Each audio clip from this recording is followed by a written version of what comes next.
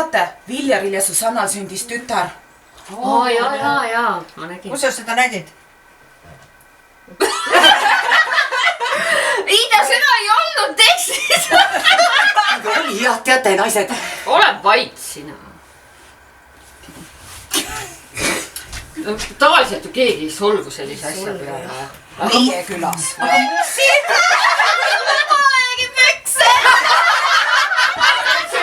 Nõnda raske leida, tahaks tantsida apelsiin. Naised, tiiki! Pukki!